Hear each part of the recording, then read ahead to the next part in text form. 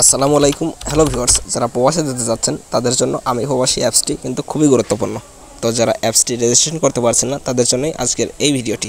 তো অ্যাপসটি কীভাবে রেজিস্ট্রেশন করবেন এবং কীভাবে কী কাজ করবেন সেই প্রসেসটি কিন্তু দেখিয়ে দিব। তার আগে আমার ইউটিউব চ্যানেলটি অবশ্যই সাবস্ক্রাইব করে দিন এবং একটি লাইক দিয়ে দিন আর একটি গঠনমূলক কমেন্ট করে দিন। আর বন্ধুরা, যারা ফেসবুকে একদম রিয়েল ফলোয়ার কিনতে চাচ্ছেন তারা ডেসক্রিপশনে দেওয়া হোয়াটসঅ্যাপ নম্বরে যোগাযোগ করতে পারেন, অবশ্যই পেয়ে যাবেন। তো বন্ধুরা, বেশি কথা বাড়াবো না, চলে যাই মোবাইল স্ক্রিনে। তো বন্ধুরা, কথা মতো চলে আসলাম আমার মোবাইল স্ক্রিনে চলে আসার পর এখান থেকে আপনি প্লে স্টোরে চলে যাবেন। তো আমি আমার প্লে স্টোর আছে, এখানে প্লে স্টোরে গিয়ে সার্চ করব আমি প্রবাসী লিখে, আমি প্রবাসী অ্যাপস এটা লিখে সার্চ করার পর কিন্তু চলে আসবে সেই অ্যাপস। তো অ্যাপসটি দেখতে পাচ্ছেন শো করতেছে, এই লোগো দেখে করবেন এবং তারপর ইনস্টল করে নেবেন। তো ইনস্টল করা হয়ে গেলে ওপেন করে নেবেন। তো আমি ওপেন করে নিয়েছি, আর যাদের ইনস্টল করা আছে তারা এখান থেকে ওপেন করে নেবেন। তো ওপেন করে নেওয়ার পর 5 মিনিটেই বিএমইটি রেজিস্ট্রেশন নামের যে অপশন দেখতে পাচ্ছেন এখানে একটি ক্লিক দিবেন। তো দেওয়ার পর আপনার যে ফোন নাম্বার আছে সেই ফোন নাম্বারটি দিয়ে দিবেন। তো বন্ধুরা, ফোন নাম্বারটি দিয়ে দেওয়ার পর এখান থেকে পরবর্তী নামের যে অপশন আছে এখানে একটি ক্লিক দিয়ে দিবেন।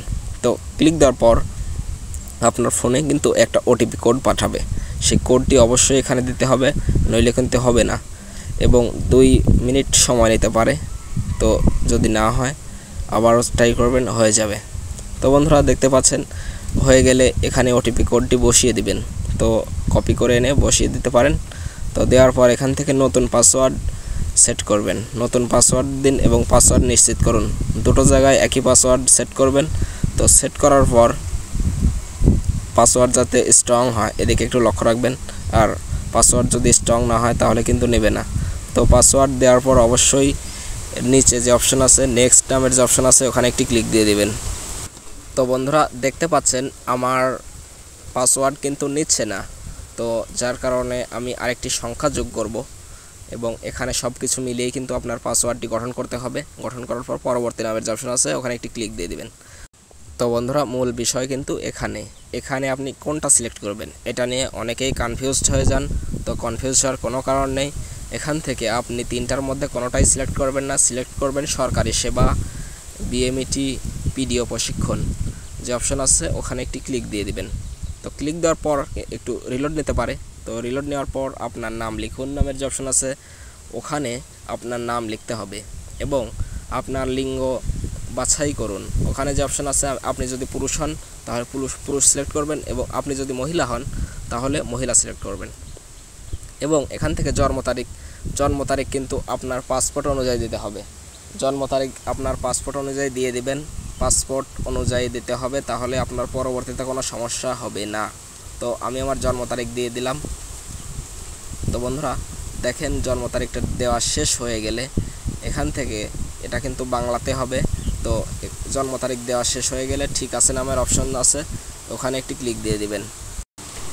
তো বন্ধুরা, জন্ম তারিখটি সঠিক মতো দিয়ে দেওয়ার পর এখান থেকে আরেকটি অপশন আছে দেখতে পাচ্ছেন প্রাথমিক শিক্ষা নামের যে অপশন আছে ওখানে একটি ক্লিক দিয়ে দিবেন।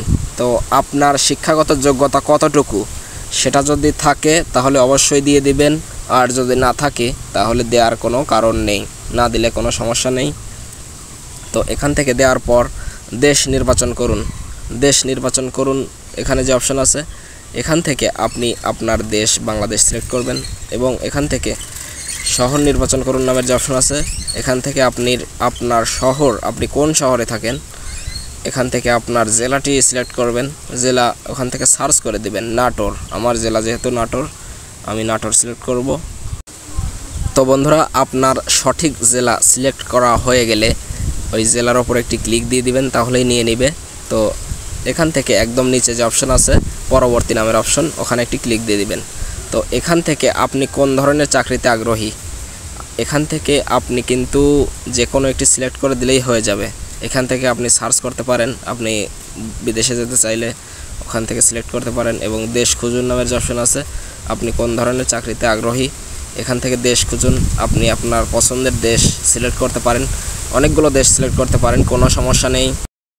আপনার কোনো কাজের অভিজ্ঞতা আছে কিনা এখানে অভিজ্ঞতা সিলেক্ট করার পর আপনার পাসপোর্ট নাম্বার চাইবে। তো আপনার যদি পাসপোর্ট নাম্বার থাকে তাহলে দিয়ে দিবেন, আমি আমার সিকিউরিটির কারণে দেখাচ্ছি না। তো পাসপোর্ট নাম্বার দেওয়া হয়ে গেলে আপনার কিন্তু কাজ শেষ। তো কাজ শেষ হয়ে গেলে অবশ্যই ওপেন হয়ে যাবে, তারপর আপনি এখান থেকে যে কোনো কাজ করতে পারেন।